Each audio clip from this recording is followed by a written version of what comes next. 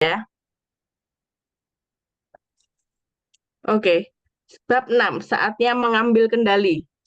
Tahun 1985, saya dan Kim, istri saya, tidak punya rumah. Kami menganggur dan sisa uang di tabungan kami tinggal sedikit. Kartu kredit sudah tidak bisa dipakai dan kami tinggal di Toyota tua berwarna coklat dengan kursi sandar sebagai ranjang. Setelah seminggu tidur di mobil, kenyataan pahit tentang siapa kami dulu, apa yang kami lakukan dulu, dan kemana kami menuju mulai mengendap. Setelah mengetahui beratnya situasi kami, seorang teman menawarkan ruangan di lantai bawah tanah rumahnya. Saat sahabat dan keluarga mendengar keadaan kami, pertanyaan pertama yang selalu muncul adalah, mengapa tidak mencari pekerjaan? Awalnya kami berusaha menjelaskan, tapi kami kesulitan menjelaskan alasan-alasan kami kepada orang-orang yang berniat baik ini. Saat berbicara dengan orang yang menghargai pekerjaan tetap, sulit menjelaskan mengapa Anda tidak menginginkan pekerjaan. Sesekali kami berhasil mengumpulkan beberapa dolar dari kerja serabutan. Akan tetapi itu hanya cukup untuk makan dan membeli bensin untuk rumah. Maksud saya mobil kami. Harus saya akui selama momen-momen keraguan pribadi yang dalam gagasan akan pekerjaan yang aman dengan gaji terjamin cukup menggoda. Akan tetapi karena jaminan kerja bukanlah sesuatu yang kami kejar, kami bertahan setiap hari hidup di tubir jurang kemiskinan. Kami tahu kami bisa saja mencari pekerjaan yang aman, terjamin, dan dengan gaji besar. Kami berdua lulusan universitas dengan kemampuan kerja yang mumpuni serta etika profesional yang mantap. Kami sedang mengejar kebebasan keuangan. Tahun 1989 kami menjadi jutawan. Saya sering mendengar orang berkata, diperlukan uang untuk menghasilkan uang. Omong kosong. Perjalanan kami dari tidak punya rumah sampai menjadi jutawan dalam 4 tahun, kemudian ke kebebasan keuangan sejati dalam 5 tahun berikutnya, tidak memerlukan uang. Kami tidak punya uang saat mulai, bahkan kami berutang, dan tak ada siapapun yang memberi kami apapun di sepanjang perjalanan. Pendidikan formal yang bagus juga tidak dibutuhkan. Pendidikan tinggi penting untuk profesi tradisional, tapi tidak untuk orang yang ingin membangun kekayaan. Jika tidak diperlukan uang untuk menghasilkan uang dan tidak diperlukan pendidikan formal untuk belajar menjadi bebas secara keuangan, lalu apa yang diperlukan? Impianlah yang diperlukan. Ketetapan hati yang mantap, kesediaan untuk cepat belajar, dan tahu di sektor kuadran arus kas mana Anda beroperasi. Kerja keras tidak akan membuat Anda kaya. Ada yang aneh dalam budaya kita yang mengatakan, asal mau bekerja keras, Anda akan baik-baik saja. Sungguh suatu omong kosong. Yang lebih tragis, sebagian besar orang dicuci otak sehingga mempercayai hal itu dan benar-benar percaya, meski kita dikelilingi bertonton bukti yang mementahkannya. Bukti apa? Lihat sekeliling Anda. Apakah Anda kenal seorang yang bekerja sangat keras seumur hidup dan akhirnya hanya mampu hidup sedikit di atas atau bahkan di bawah kehinaan serta keputusasaan yang disebut garis kemiskinan? Tentu Anda kenal. Kita semua kenal. Dunia ini penuh orang yang bekerja keras dan sama sekali tidak baik-baik saja. Dan bagian terburuk dari kenyataan itu mungkin adalah banyak di antara orang Malang ini sampai pada kesimpulan bahwa semua itu salah mereka, kegagalan pribadi mereka. Mereka melakukan hal yang benar, kan? Namun, tetap saja tidak berhasil. Mungkin mereka hanya kurang berusaha atau tidak beruntung. Mungkin mereka tidak punya potongan sukses. Bohong. Masalahnya, mitos kerja keras hanyalah itu sekedar mitos. Nah, jangan salah paham. Saya tidak bilang membangun kekayaan dan kebebasan keuangan tidak membutuhkan kerja keras. Sebaliknya, dibutuhkan kerja keras, banyak kerja keras. Saya harap Anda tidak terlalu naif untuk mempercayai si bodoh yang berkata kepada Anda bahwa mereka bisa menunjukkan jalan menuju kekayaan yang mudah, cepat, dan tidak menyakitkan. Ano yun? Karena Betul na botol. ini, ya, karena jika Anda seperti itu, saya bisa menunjukkan jembatan yang bisa Anda beli dengan sangat murah, serta seluruh sistem kredit perumahan dan jual beli utang yang mungkin tepat untuk Anda. Benar, memang perlu kerja keras. Pertanyaannya, kerja keras melakukan apa? Saya bisa membaca pikiran Anda. Melakukan apa? Membuat uang, tentu saja. Namun, tak usah terburu-buru karena ada kebenaran yang dingin dan keras yang bersembunyi di balik kesalahan menyedihkan dalam pola pikir budaya kita. Kerja keras membuat uang tidak akan pernah menciptakan kekayaan.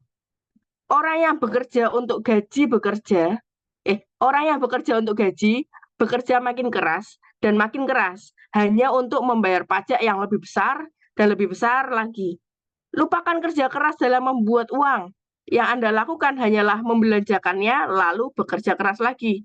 Anda mungkin bertanya, oke, lalu saya harus apa? Anda mengambil kendali. Mengambil kendali atas apa? Lagi pula, sebagian besar hal dalam kehidupan tidak dapat Anda kendalikan. Sekeras apapun Anda berusaha, Anda tidak dapat mengendalikan pasar, Anda tidak dapat mengendalikan karyawan, Anda tidak dapat mengendalikan perekonomian. Apa yang dapat Anda kendalikan? Anda dapat mengendalikan sumber penghasilan Anda. Masalahnya, membangun bisnis adalah cara sebagian besar orang super kaya menjadi kaya. Bill Gates membangun Microsoft, Michael Dell membangun Dell komputer di kamar asramanya. Akan tetapi, secara historis, sedikit sekali orang yang benar-benar hidup di kuadran B. Kuadran B adalah tempat terbaik untuk mulai menangguk kekayaan sejati. Tapi ada sejumlah penghalang yang membuat kebanyakan orang tidak dapat masuk. Pertama, orang umumnya tidak punya dana tunai untuk memulai bisnis sendiri. Saat ini Anda perlu sekitar 5 juta dolar untuk memulai bisnis sendiri. Selain itu, membangun bisnis sendiri dari nol tetap menjadi jalan paling resiko menuju kaya. Tingkat kegagalan bisnis baru sekitar 90% dalam 5 tahun pertama. Dan jika usaha Anda gagal, tebak, siapa yang kehilangan 5 juta dolar? Selama bertahun-tahun awal mendirikan bisnis sendiri, saya gagal 2 kali. Dan meski tidak sampai membuat saya bangkrut, dan saya tidak pernah menerima talangan apapun dari pemerintah, kegagalan itu membuat saya kehilangan jutaan dolar. Umumnya, saat memulai bisnis sendiri, Anda harus memastikan uang sewa, utilitas, dan biaya tak langsung terbayar, karyawan terbayar, pemasok terbayar, atau bisnis Anda gulung tikar. Jadi, tebak, siapa yang tidak dibayar? Anda. Dalam memulai bisnis baru, maksud saya, bisnis yang berhasil, Anda bisa bekerja 5-10 tahun tanpa dibayar. Ingat, Kim dan saya yang pernah terpaksa tidur di Toyota tua kami, sama sekali tidak menyenangkan. Kami bisa saja menerima pekerjaan yang dapat segera memberi kami tempat bernaung. Tetapi, meskipun menyedihkan, yakinlah memang menyedihkan, kami lebih memilih tidak punya rumah daripada bekerja karena kami percaya pada impian kami untuk menjadi pemilik bisnis dan hidup di kuadran B. Sebagian besar orang tidak punya stamina mental, emosional, fisik, atau keuangan untuk menghadapi situasi ini. Situasi semacam itu bisa menjadi sangat brutal dan umumnya memang seperti itu. Bagaimana dengan waralaba? Waralaba membuang sebagian besar resiko semacam itu. Dengan waralaba mapan seperti McDonald's atau Subway, peluang Anda untuk sukses meningkat signifikan dan fondasi sudah disiapkan untuk Anda. Akan tetapi, Anda masih bergulat dengan masalah nomor 1. Anda wajib punya dana tunai. Biaya untuk membeli salah satu waralaba terkenal berkisar sekitar 100.000 dolar sampai 1 juta dolar atau bahkan lebih. Dan itu untuk hak waralaba saja. Masih ada biaya bulanan ke kantor pusat untuk pelatihan, iklan, dan dukungan. Bahkan, semua dukungan itu masih tidak menjamin kekayaan besar. Seringkali orang masih harus membayar pemilik waralaba atau kantor pusat meski waralabanya sendiri merugi. Bahkan, meski Anda salah seorang di antara mereka yang sukses dengan waralaba, kemungkinan besar Anda tidak memperoleh uang selama 5 tahun pertama, dan 1 dari 3 waralaba pada akhirnya bangkrut. Saat berusia 50 tahun, ayah miskin saya mencalonkan diri sebagai gubernur Hawaii, dan petahana yang menjadi lawannya adalah atasannya sendiri. Tidak hanya ayah miskin saya, tidak hanya kalah dalam pemilihan, tapi atasannya juga memecat dan tidak lagi memperbolehkan bekerja di Hawaii. Ayah miskin saya mengambil semua tabungan dan menggunakannya untuk membeli waralaba populer yang diklaim sebagai waralaba yang tak mungkin rugi. Waralaba yang tak mungkin rugi itu merugi juga ayah saya. Bahkan dia kehilangan segalanya. Secara teori, waralaba adalah ide bagus. Tapi dalam praktek, waralaba adalah judi. Dan dalam permainan ini, Anda harus mengeluarkan banyak uang untuk bergabung di meja judi serta ikut bermain. Kekuatan penghasilan pasif. Pernahkah Anda menggunakan keran air dengan per yang dipasang di kamar kecil umum untuk menghemat air? Setelah dibuka, Anda harus menahan keran tetap di sana karena jika Anda melepasnya, keran akan menutup kembali. Sumber penghasilan sebagian besar orang bekerja seperti keran itu. Uang mengalir sedikit dan begitu Anda melepasnya, keran tertutup kembali. Dengan cara itu, Anda tidak akan pernah bisa membangun kebebasan. Yang Anda inginkan adalah keran yang tetap terbuka setelah Anda melepaskannya. Karena keran ini dapat menyala sendiri. Ini bukan sekedar tentang punya penghasilan untuk hari ini, besok, dan minggu depan. Ini tentang mengamankan penghasilan Anda secara abadi. Inilah penghasilan pasif yang disebut juga penghasilan residual. Penghasilan yang terus mengalir tanpa putus jauh setelah Anda selesai melakukan usaha dan membelanjakan modal yang diperlukan untuk menciptakan sumber penghasilan itu. Pindah ke kuadran B adalah langkah besar ke arah itu, tetapi tidak semua bisnis akan menciptakan penghasilan pasif. Jika Anda mempunyai restoran, Anda hanya memperoleh penghasilan jika Anda menyiapkan dan menjual makanan. Jika bisnis Anda adalah servis AC, Anda hanya memperoleh penghasilan setelah menyediakan jasa itu. Bahkan dokter atau pengacara bergaji tinggi hanya memperoleh penghasilan jika mendapat pasien atau klien. Jika tidak ada pasien atau klien yang membutuhkan pengetahuan dan jasa mereka selama minggu tertentu, keran penghasilan Anda akan kembali menutup, serta dalam minggu itu tidak akan ada uang masuk. Yang sebagian besar orang perlukan adalah jalan untuk menciptakan penghasilan pasif. Mengetahui hal itu, saya dan Donald Trump bekerja sama untuk mengevaluasi aneka jenis struktur bisnis yang dapat mendatangkan penghasilan pasif, serta menerbitkan hasil-hasilnya dalam sebuah buku We Want You to Be Rich. Omong-omong, itu bukan sekedar judul buku. Kami benar-benar ingin Anda menjadi kaya. Kekayaan bukanlah permainan menang kalah. Bukan berarti kalau kaya mengambil kekayaan itu dari saya, Donald, atau siapa saja.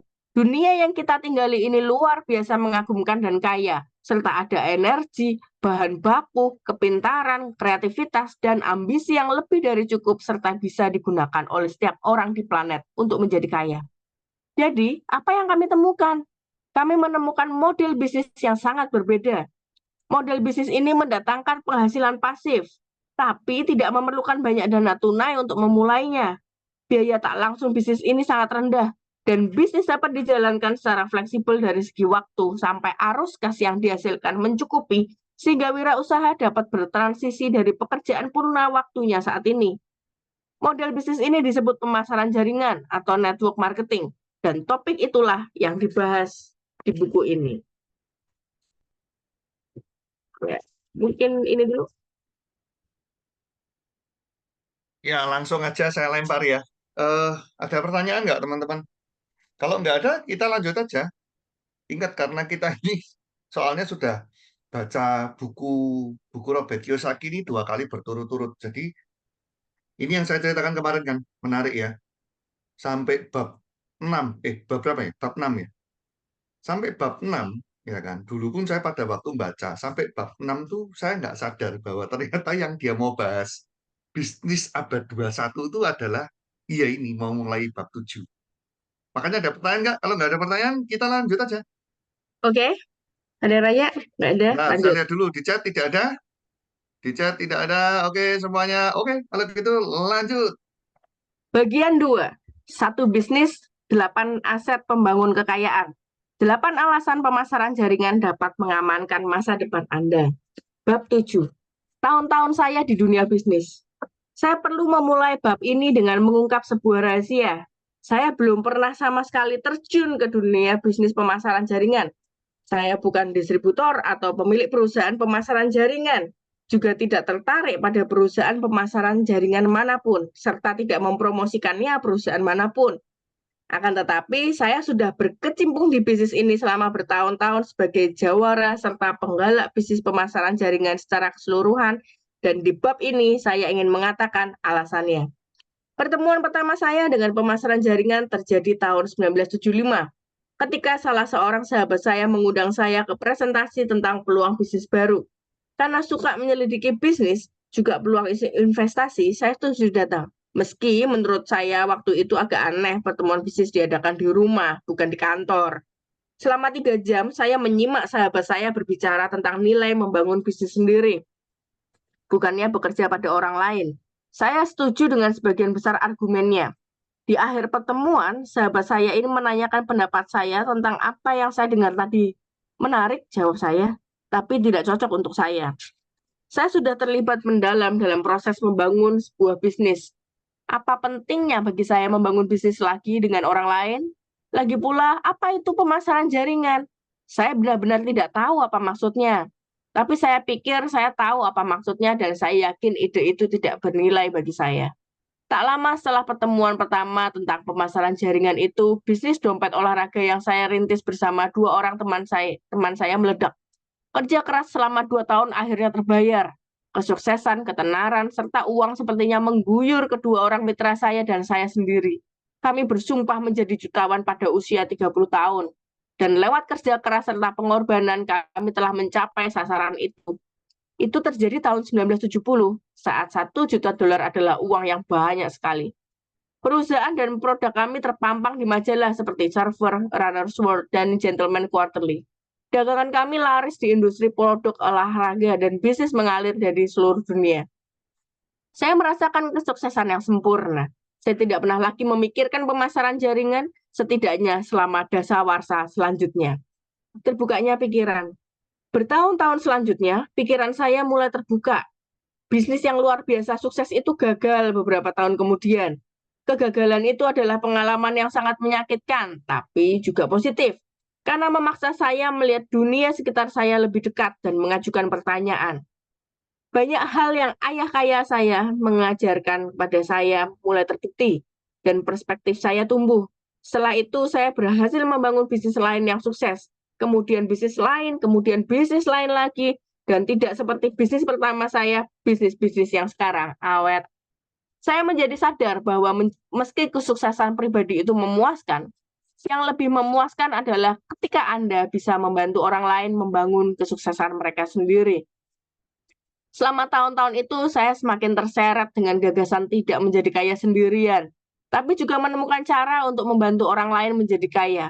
Saya menjadi sadar bahwa meski kesuksesan pribadi memuaskan, yang lebih memuaskan adalah ketika Anda bisa membantu orang lain membangun kesuksesan mereka sendiri. Selama 15 tahun berikutnya, saya terus mendengar banyak hal negatif tentang pemasaran jaringan, umumnya dari orang-orang yang saya kenal baik. Akhirnya, saya putuskan untuk membuktikannya sendiri. Awal tahun 1990-an, saya ketemu dengan Bill, seorang sahabat yang sekarang menjadi pensiunan multi-jutawan. Kami mengobrol dan Bill bercerita bahwa dia ikut membangun bisnis pemasaran jaringan. Bill adalah orang yang sangat cerdas dan jeli. Saya tahu dia baru saja merampungkan proyek properti senilai lebih dari $1 miliar. Saya tanyai dia, kenapa mau terlibat dalam pemasaran jaringan? Selama bertahun-tahun ceritanya, orang meminta tip investasi properti kepada saya. Mereka ingin tahu apakah mereka bisa berinvestasi bersama saya. Sayangnya, tidak, karena umumnya mereka tidak punya $50.000 atau $100.000 yang diperlukan untuk ikut berinvestasi di level properti seperti saya. Bahkan, banyak dari mereka tidak punya uang sama sekali. Beberapa terancam kehilangan pekerjaan tetap. Jadi, mereka mencari transaksi murah tanpa modal yang umumnya adalah investasi yang payah. Dalam pemasaran jaringan, saya bisa benar-benar membantu orang-orang tersebut menghasilkan uang yang dibutuhkan untuk melakukan investasi serius. Semakin banyak orang yang saya bantu, semakin banyak investor yang datang. Lagi pula, tambahnya, saya suka bekerja dengan orang yang lapar belajar dan tumbuh. Percuma bekerja dengan orang yang merasa sudah tahu semuanya, seperti yang sering saya hadapi dalam transaksi properti. Orang-orang yang bekerja bersama saya dalam pemasaran jaringan benar-benar sangat lapar akan ide-ide baru. Setelah mengobrol beberapa menit, saya harus segera ke bandara. Tapi selama 6 bulan setelah itu, kami terus berdialog, dan semakin lama kami berdialog, semakin besar rasa hormat saya pada pemasaran jaringan serta apa yang diwakilinya. Tahun 1994, saya mulai meriset industri ini secara serius. Saya datangi semua presentasi yang saya dapatkan infonya dan menyimak dengan seksama apa saja yang saya dengar. Saya membaca literatur berbagai perusahaan, melihat rekam jejak mereka dan mengamati mereka dengan cermat. serta seperti yang biasa saya lakukan atas peluang bisnis yang saya tertarik masuki. Saya bahkan bergabung dengan sejumlah perusahaan.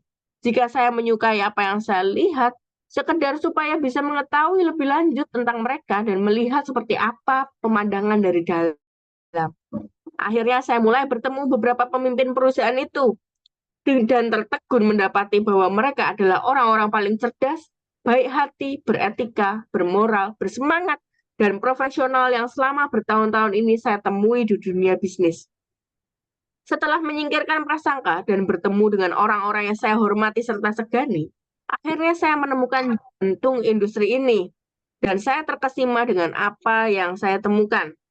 Saat pertama kali berhadapan dengan konsep itu dalam pertemuan pertama pada tahun 1975, pikiran saya itu tertutup rapat untuk gagasan ini. Sekarang, 20 tahun kemudian, pandangan saya berubah sepenuhnya. Orang kadang bertanya, mengapa Anda merekomendasikan pemasaran jaringan sebagai sarana yang bisa orang gunakan untuk membangun kekayaan? Ketika Anda sendiri tidak menjadi kaya dengan cara itu? Sebenarnya, karena tidak mendapat kekayaan lewat pemasaran jaringanlah, saya bisa lebih objektif tentang produk terhadap industri itu. Saya menghargai bisnis ini sebagai orang luar, dan hanya setelah saya berhasil membangun kekayaan saya sendiri, serta memantapkan kebebasan keuangan saya. Begitupun Anda harus memulainya lagi dari nol saat ini, daripada membangun bisnis model lama, saya akan mulai dengan membangun bisnis pemasaran jaringan. Jadi, apa sebenarnya pemasaran jaringan?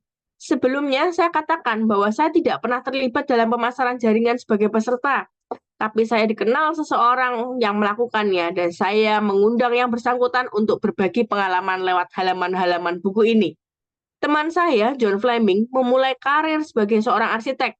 Dia pernah bekerja untuk arsitek legendaris Mies van der Rohe, dan itulah salah satu alasan saya mengagumi pendekatannya terhadap pemasaran jaringan. Dia, dengan kata lain, adalah orang yang menghargai nilai membangun struktur yang awet. Di halaman-halaman buku ini, John menceritakan pengalamannya selama lebih dari 40 tahun dalam pemasaran jaringan. Dia memiliki dan menjalankan perusahaan milik sendiri, juga pernah menjabat sebagai posisi di perusahaan lain, termasuk wakil presiden regional selama 15 tahun di salah satu perusahaan paling besar serta disegani, kemudian sebagai wakil presiden strategi, pelatihan, dan pengembangan pemasaran. Dia juga aktif terlibat dalam aneka asosiasi dagang di Institut tahun 1997. Direct Selling Education Foundation mempengaruhi John penghargaan tertinggi, Circle of the Honor Award. Saat ini, John menjadi penerbit dan pemimpin redaksi Direct Selling News, salah satu jurnal perdagangan terkemuka bagi eksekutif penjualan langsung dan pemasaran jaringan. Robert, John, untuk pembaca yang mungkin belum tahu, apa sebenarnya pemasaran jaringan itu dan mengapa pemasaran jaringan menarik? Pemasaran jaringan sudah ada berbagai bentuk sejak pertengahan abad lalu. Ide dasarnya sederhana, tapi brilian. Daripada mengeluarkan banyak uang untuk membayar aneka macam agensi profesional dan saluran pemasaran untuk mempromosikan suatu produk atau jasa, mengapa tidak membayar orang yang paling mencintai produk atau jasa itu untuk menceritakannya kembali kepada orang lain? Itulah tepatnya yang dilakukan oleh perusahaan pemasaran jaringan. Mereka membayarkan porsi tertentu untuk setiap dolar hasil penjualan yang diterima kepada lingkaran wakil independen mereka, yang umumnya juga merupakan konsumen yang paling berkomitmen dan antusias untuk produk itu. Robert, saya masih penasaran. Bagaimana sih sebenarnya cara kerjanya? Maksud saya, dapatkah sekumpulan orang biasa yang bukan pemasar terlatih bersaing dan memperoleh penjualan dalam jumlah signifikan? John, sebenarnya itulah keindahan sistem ini. Setiap profesional pemasaran, produser film Hollywood, dan raksasa korporat tahu satu-satunya bentuk promosi paling ampuh di dunia adalah iklan dari mulut ke mulut. Itulah sebabnya iklan televisi mengeluarkan jutaan dolar untuk menyewa aktor hanya agar berbicara seperti ibu Anda, pasangan Anda, sahabat Anda, atau anak Anda. Semua itu meniru iklan dari mulut ke mulut. Dalam pemasaran jaringan, kita menggunakan hal sebenarnya. Kekuatan sejati model ini adalah yang Anda istilahkan Robert sebagai pengungkit, bahwa sebagai wakil, Anda tidak hanya menerima komisi atas produk yang dipakai oleh mereka dan Anda rujuk ke perusahaan, tapi seringkali atas produk yang dibeli oleh orang yang mereka rujuk, langsung ataupun tak langsung, yang bisa menjadi nilai tambah. Nah, apakah itu berhasil? Anda tahu jawaban atas pertanyaan itu. Penjualan langsung atau pemasaran jaringan saat ini memiliki omset tahunan jauh di atas 110 miliar dolar di seluruh dunia, yang menjadikannya blok ekonomi seukuran New Zealand, Pakistan, atau Filipina. Saya sering menggambarkan model bisnis ini dengan istilah penjualan langsung dan pemasaran jaringan. Karena saat ini sebagian besar perusahaan pemasaran langsung menggunakan fokus pemasaran jaringan. Akan tetapi, di buku ini saya hanya akan menggunakan istilah pemasaran jaringan. Salah satu sebab penjualan total pemasaran jaringan terus tumbuh adalah karena ini memang sistem yang paling menguntungkan. Perusahaan menikmati tingkat penetrasi pasar yang mengesankan dan kesadaran konsumen yang sangat sulit serta mahal biaya mencapainya lewat pemasaran tradisional. Wakil independen ini punya kesempatan untuk memperoleh uang dalam jumlah signifikan. Caranya dengan memanfaatkan kekuatan iklan getok tular, relasi antar individu untuk membangun jaringan substansial yang akan mengiklankan rangkaian produk dan atau jasa perusahaan. Robert, kata Anda di bisnis kuadran memiliki minimal 500 karyawan. Dalam pemasaran jaringan, Anda tidak merekrut karyawan. Anda mensponsori individu yang semuanya adalah wakil independen. Akan tetapi, dinamika keuangan yang sama berlaku. Begitu jaringan wakil independen Anda mencapai angka 300, 400, atau 500, Anda punya organisasi serius yang mendatangkan penghasilan residual dalam jumlah besar. Apa kata orang lain tentang pemasaran jaringan? Seperti kata John, model ini ampuh karena efektif dan bukan hanya kami yang mengatakannya. Tom Peters, pakar manajemen legendaris dan penulis buku klasik laris The In Search of Excellence, menggambarkan pemasaran jaringan sebagai perubahan revolusioner pertama dalam pemasaran sejak kelahiran pemasaran modern di Procter & Gamble dan Harvard Business School lebih dari 50 tahun lalu. Keberhasilan pemasaran jaringan yang masih relatif muda ini banyak ditulis di berbagai terbitan Forbes, Fortune, Newsweek, Time, US News and World Report, USA Today, The New York Times, dan The Wall Street Journal. 15 tahun lalu, tak satu pun terbitan itu sudi melirik bisnis ini sebagai topik tulisannya. Sekarang, simak apa yang dikatakan Fortune edisi terbaru tentang pemasaran jaringan. Saat ini pemasaran jaringan diakui oleh banyak pakar dan pengusaha sukses sebagai salah satu model bisnis dengan pertumbuhan tercepat di dunia. Impian investor, rahasia yang paling rapat disimpan di dunia bisnis. Industri dengan pertumbuhan tahunan yang mantap, arus kas yang sehat, imbal hasil investasi yang tinggi, dan prospek ekspansi global jangka panjang. Warren Buffett dan Richard Branson ibarat langit dan bumi. Buffett mengendarai pickup dan tinggal di Omaha. Branson menerbangkan sendiri maskapai penerbangannya dan tinggal di pulau pribadi di British Virgin Island. Akan tetapi, ada 3 kesamaan di antara keduanya. Keduanya miliarder. Keduanya orang yang sangat praktis. Keduanya juga punya perusahaan pemasaran jaringan. Anda paham benang merahnya? Citigroup, Jockey, L'Oreal, Mars, Remington, dan Unilever. Tebak apa kesamaan mereka? Mereka mulai menjajaki perairan pemasaran jaringan. Dalam sejumlah hal malah sudah turun sampai sepinggang. Saat ini, pemasaran jaringan diakui oleh banyak pakar dan pengusaha sukses sebagai salah satu model bisnis dengan pertumbuhan paling cepat di dunia. Oke. Lanjut. Ya, lanjut Kak, kerja lah, ngawur lagi. Sudah 8:30. Ya, teman-teman ada pertanyaan nggak ya? Tapi intinya saya cuma ngambil kesimpulan aja ya. Oh, atau gini aja. Kemarin yang pengen ngomong tuh Pak Ronald. Pak Ronald gimana? Nanti sudah jam 9 nggak ngomong Pak Ronald. Silakan Pak Ronald.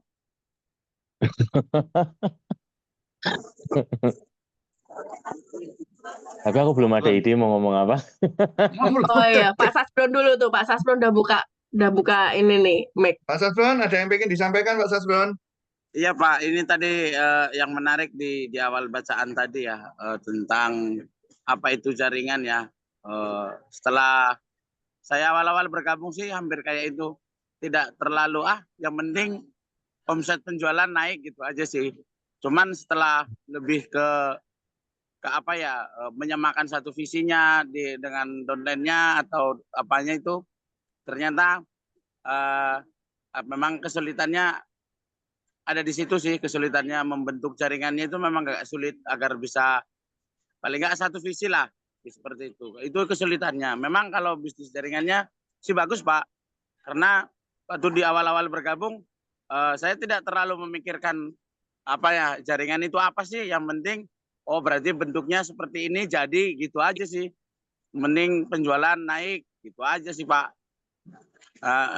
Yang menjadi apanya itu di dalam menyamakan sistem jaringan itu menjadi suatu kesulitan sebenarnya. Itu aja. Pertanyaannya gini, yang menjadi pertanyaan, bagaimana caranya untuk dapat menyamakan persepsi di dalam bisnis jaringan, Pak? Itu aja sih. Oke. Ya, jawabannya sebetulnya simpel sih teman-teman. Bagaimana menyamakan persepsi, ya kan? Itulah kenapa diadakan baca buku setiap hari. Ya, sebenarnya nggak setiap hari juga ya. Selasa sampai Jumat. Jadi penyamaan persepsi, penyamaan visi, dan kembali lagi kan sebetulnya pola pikir kan. Itu dari kita nih sering berkumpul, teman-teman. Bahkan menurut saya hari ini tuh lebih mudah membangun network. Kenapa? Kayak contoh gini, dulu saya bisa berkumpul dengan tim saya, sering ngobrol dengan tim saya, itu kalau saya hanya kalau saya hadir di kota itu, ya kan. Tapi hari ini kita ini bisa ketemu di Zoom, ya kan. Ini Selasa sampai Jumat kita bisa ngobrol bareng, ya kan.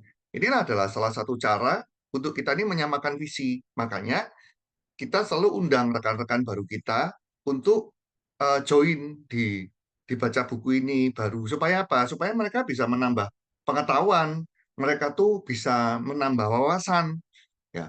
Karena kalau eh, mereka masih berpikir dengan cara yang lama, ya kan, ya mereka akan kesulitan untuk bisa melihat bisnis ini. Makanya contoh kayak hari ini kan, hari ini kita ngelihat dari perspektif yang beda, ya kan, dari orang yang memang sebetulnya dia adalah seorang pengusaha, ya, dan mereka bisa menunjukkan bahwa sebetulnya ini bisnis yang menarik loh, ya kan. Kalau biasanya kan gini loh, kadang kalau upline yang ngomong, ya kan selalu berpikirnya apa? Kan kita nguntungin upline, kita kan seringkali kan terjebaknya kan di situ kan.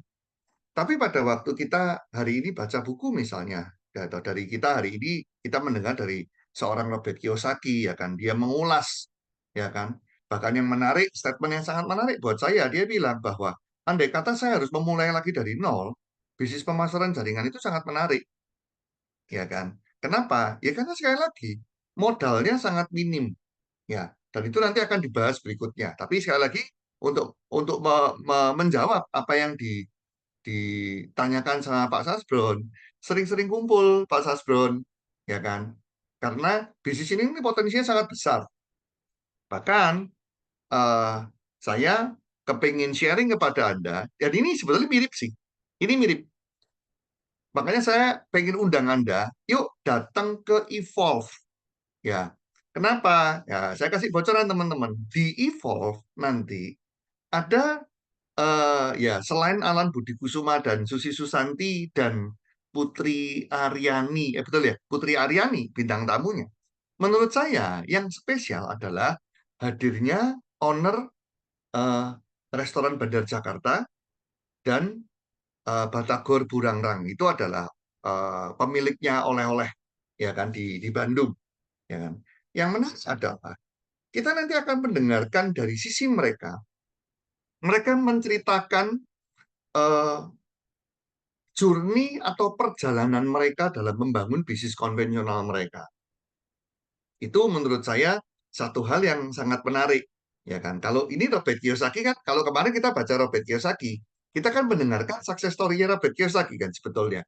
Dia membangun bisnis dompet, ya kan, yang sudah menghasilkan tapi terus juga tidak bisa bertahan lama, ya kan. Tapi nanti kita juga akan dengarkan mereka, ya kan. Bahkan kalau saya mau kasih clue teman-teman, kok bisa datangkan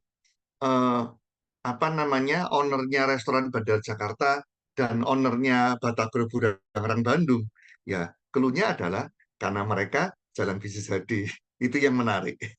Ya, jadi nanti kita akan dengarkan sama-sama di sana dan itu menurut saya akan membuka wawasan banget.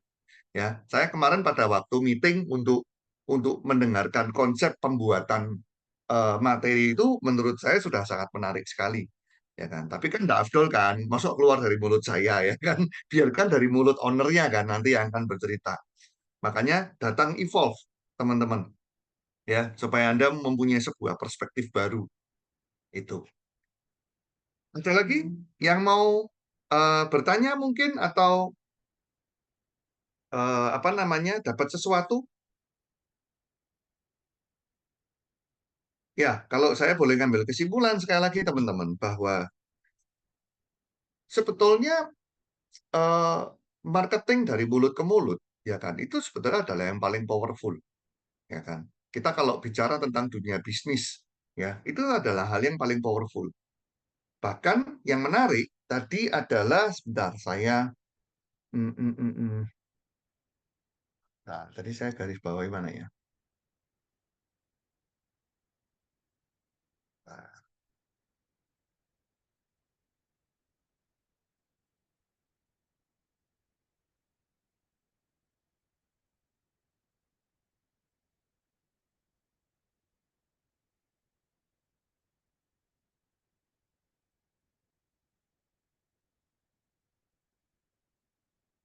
Nah, ini.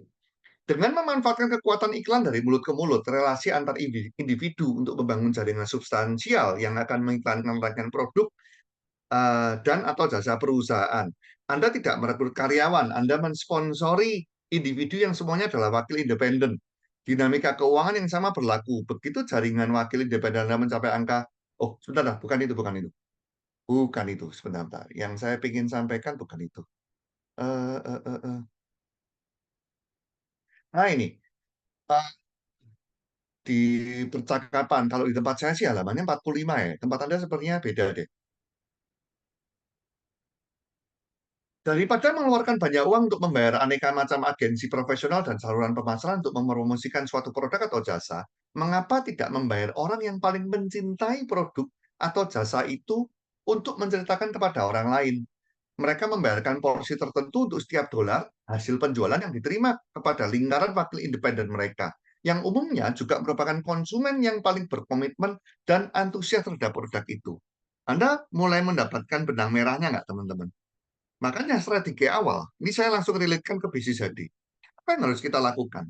Kita buka, ya kan? Kita sponsori orang sebanyak-banyaknya di awal, ya kan? Itu kan yang selalu strategi kita kan.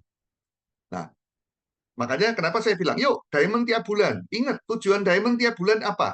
Tujuan diamond tiap bulan adalah kita ini mempunyai jaringan network dulu orang-orang baru dan juga konsumen-konsumen dulu. Ya kan? Ingat, teman-teman, ini baru tahap awal.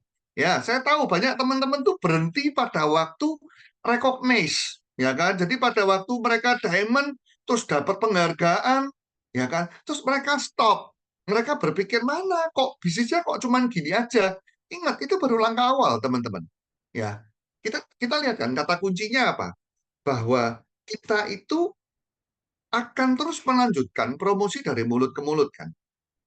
Dan sasarannya apa? Sasarannya adalah orang yang mencintai produk. Ya kan? Itulah kenapa buat teman-teman yang sering kali konsultasi dengan saya pasti sangat akrab dengan kalimat ini. Saya selalu bilang apa? Mana konsumenmu yang repeat order? Betul nggak? Nah, teman-teman yang pernah mendengarkan kalimat ini boleh kasih jempol ya atau kasih tanda lah, ya kan? Dan pada waktu uh, kita menemukan orang yang repeat order, artinya apa? Ini loh, dia mencintai produknya, dia cocok dengan produknya, dia suka dengan produknya. Nah, sehingga baru kita masuk ke next step berikutnya. Next step berikutnya apa? Itu kita dorong mereka, kita tunjukkan mereka potensi dari bisnis ini, ya kan? Untuk apa? Untuk menjalankan, untuk berbagi, promosi dari mulut ke mulut. Ini network marketing, teman-teman. Ya. Makanya ini yang strategi yang selalu kita jalankan. Nah, banyak teman-teman berhenti pada waktu mereka sudah jadi diamond saja. Nah, itu yang jadi masalah. Nah, banyak orang sudut pandangnya itu kan mikirnya kan gini, mana kok cuman gini aja. Nah, terbalik. Bahkan kemarin dengan situasi pandemi, ya kan, pandemi kemarin teman-teman, kita tuh sebetulnya mendapatkan sebuah bonus besar. Apa itu? Kita itu mendapatkan usaha baru yang sangat banyak. Tapi apakah bisnisnya sudah jadi? Belum. Belum. Ingat, kita baru dapat konsumen di situ. Ya kan? Kita belum mendapatkan orang yang benar-benar mencintai produknya dan berbagi. Ya kan? Kita baru dapat konsumennya. Itu. Makanya yang menarik adalah pandemi kemarin itu benar-benar kita mendapatkan sebuah bonus besar. Bayangkan, bisnis belum jadi aja, Anda bisa jalan-jalan naik kapal pesiar. Kemarin di sini siapa yang ikut Spectrum of the Seas kasih jempol juga. Ya, ini saya kalau ngelihat di sini nama-namanya banyak kemarin yang ikut Spectrum of the Seas ya toh. Bayangin, kalau Anda, lah banyak orang berpikirnya kan terbalik. Mereka berpikirnya kan gini, loh, saya ini sudah menang kapal pesiar loh. Saya sudah jalan-jalan luar negeri loh. Kok belum jadi bisnisnya? Ya kan? Nah, kalau Anda melihat dari sudut pandang itu, yang akan datang adalah kekecewaan. Kalau dari dulu teman-teman, saya lihatnya sudut pandangnya berbeda. Gila ya, bisnis belum jadi aja, saya sudah jalan-jalan luar negeri. Makanya saya bilang, enaknya bisnis jadi, ya kan? Belum jadi aja, kita udah dapat menikmati, apa namanya, kita menikmati hasilnya. Padahal belum jadi loh. Baru cuma dapat omset doang. Ya kan? Karena tujuan akhirnya, kita ini kan pindah kuadran. Makanya pada waktu kita melakukan pertama, diamond di awal, kita ini masih kuadran kiri. Ya kan? Kita mempunyai orang baru yang banyak, itu masih kuadran kiri. Ya kan? Tugas kita berikutnya adalah memindah ke kuadran kanan. Nah, bagi Anda yang ikut Diamond Class, ya kan? Diamond Class itu baru mempelajari untuk kita ritme kerja untuk jadi kuadran kiri dulu. Ya kan? Nah, makanya nanti setelah itu Diamond Class kelas awal, ya kan? Bagi teman-teman yang kemarin ikut Diamond Class kelas awal, jadi saya juga sebetulnya rekomen ya untuk banyak kota untuk juga melakukannya, ya kan? Jakarta, Pontianak, saya itu kepingin bahwa ini juga jalan di sana. Ya, nanti setelah itu mixed class, ya kan? Setelah Anda lulus dari Diamond Class kelas awal ini, kelas baru kita belajar bagaimana caranya membangun di kuadran kanan, ya kan? Tapi sekali lagi, kuadran kanan ini tidak akan terbangun kalau kita tidak memulainya dari kuadran kiri, alias yang dinamakan tadi di awal adalah kerja keras. Ya kan? Tadi ingat ya, yang di awal-awal yang di bab sebelumnya, bagaimana Robert Kiyosaki membahas tentang kerja keras.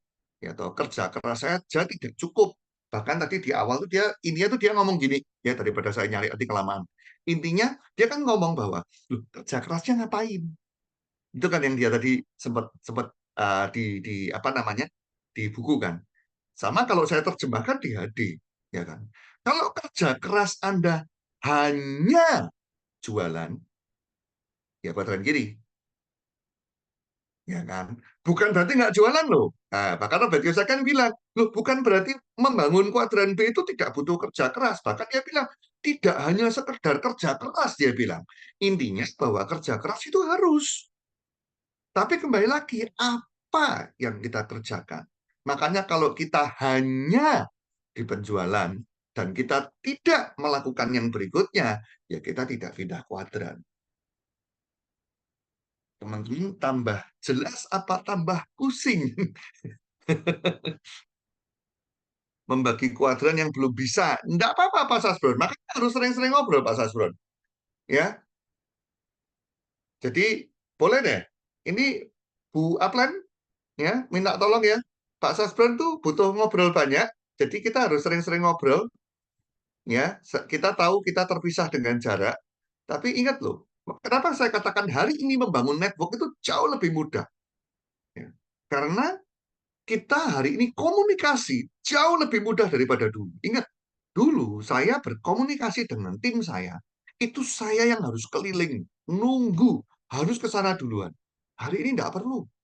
Cuman kita tinggal meluangkan waktu, tapi ya ini tetap teman-teman, karena ini adalah eh, sebuah kelebihan, kita bisa tersambung kapanpun, dimanapun. Tapi juga ada sebuah kelemahan, ya kan? Tapi kalau kita tahu kelemahannya dan kita tahu solusinya, itu sebetulnya bisa diminimalkan. Apa itu kelemahannya online? Kelemahannya online adalah lingkungannya adalah lingkungan rumah. Jadi maksud saya gini, pada waktu betul-betul mau ngobrol, pada waktu betul-betul mau belajar, ayo kita konsentrasi, ya kan? Nah, celakanya hari ini, kelemahannya menurut saya adalah banyak orang mengikuti pembelajaran online, menganggap bahwa pembelajaran online ini kayak radio. Kebayang nggak teman-teman kayak radio? Anda kalau dengarkan radio sambil ngapain? Sambil melakukan hal-hal yang lain kan?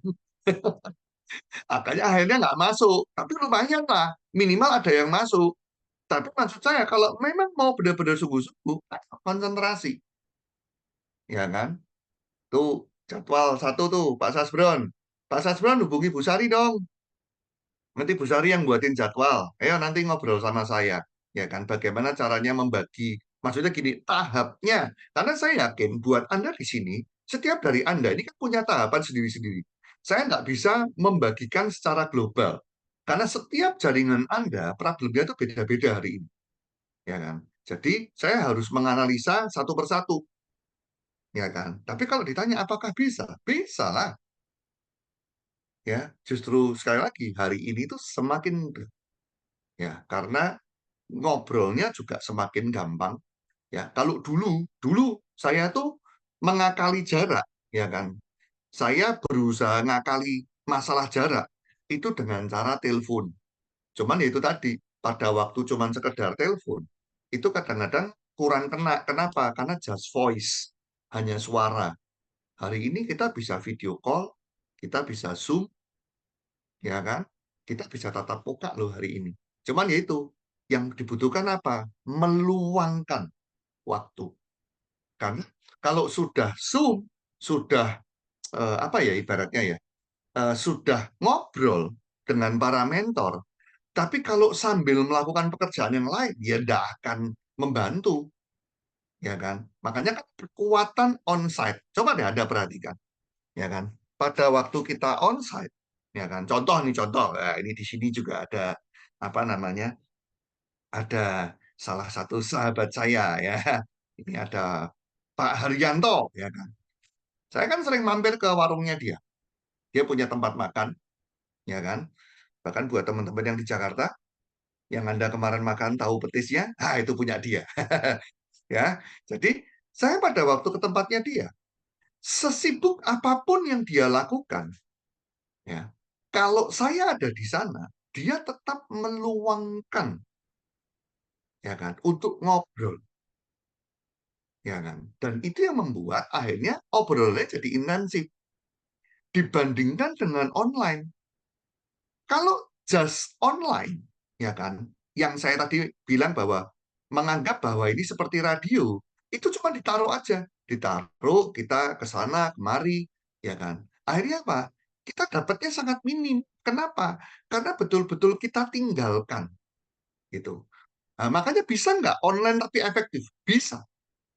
Makanya pada waktu online, pada waktu ngobrol, luangkan waktu. Anggaplah bahwa kita betul-betul mau dengan mentor kita langsung, ya kan? Seperti kalau onsite, ya kan? Kadang-kadang ada apa namanya teralihkan sejenak, nggak apa-apa. Oh kita kalau ketemu di onsite juga kadang-kadang begitu kan, ya kan? Kayak contoh tadi saya kasih ilustrasi kalau saya mampir ke depot atau tempat makannya Pak Haryanto, ya kan? Kadang-kadang dia juga gitu. Sebentar ya, karyawanku begini. It's okay. Tapi begitu udah selesai, langsung kembali lagi. Sampai mana obrolannya? Ya kan? Ini yang membuat obrolan jadi apa namanya jadi masuk, jadi intensif. Makanya online bisa nggak? Bisa. Kalau Kita mau benar-benar kalau mau belajar, luangkan waktu. Jadi jangan memperlakukan online itu hanya sebagai radio.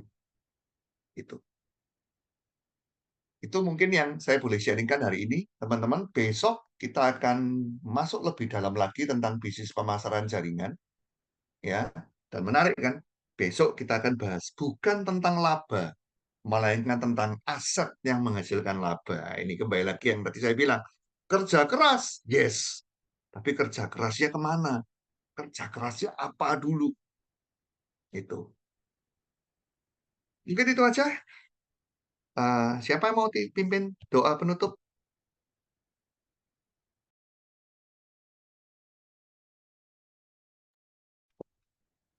Saya pimpin Ko Johan. Mari teman-teman kita berdoa. Izinkan saya membawakan dalam agama saya, Kristen, dan yang lain saya minta menyesuaikan. Mari kita berdoa. Tuhan Allah Bapa yang baik, kami bersyukur bahwa Engkau telah memberikan kami satu anugerah, yakni nafas kehidupan dan kesehatan yang sampai hari ini kami masih nikmati.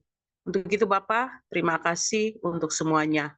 Kami juga bersyukur untuk waktu dan kesempatan di mana kami masih tetap berkumpul bersama-sama dengan rekan-rekan sebisnis kami dalam komunitas baca buku ini Tuhan. Kami percaya bahwa apa yang kami dapat hari ini merupakan bekal untuk kami melangkah dan mengimplementasi di dalam kehidupan bisnis kami Tuhan. Dan kami percaya Tuhan bahwa ada berkat penyertaan dan berkat kesuksesan serta kelimpahan yang Tuhan siapkan untuk kami. Tidak sia-sia Tuhan apa yang Tuhan taruh dalam kehidupan kami, tapi kami percaya bahwa Engkau selalu bersama kami di dalam langkah kehidupan dan usaha kami hari ini, esok, dan untuk selamanya. Karena semua yang kami lakukan Tuhan untuk melayani Engkau, melayani keluarga, melayani sesama kami ya Tuhan. Untuk itu Bapa dalam nama Tuhan Yesus kami sudah berdoa dan kami percaya kami senantiasa diberkati. Haleluya. Amin. Amin. Ayo mari kita foto.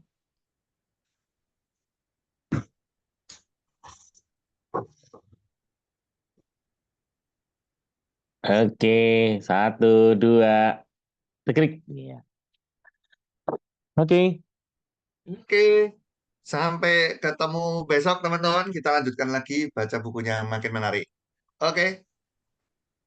Ada lagi Selamat nggak ya? pagi. Ya, terima kasih Bu Jo. Ya, Ko Johan, terima kasih. Selamat pagi semuanya. Oke, pagi semuanya. Di- Saya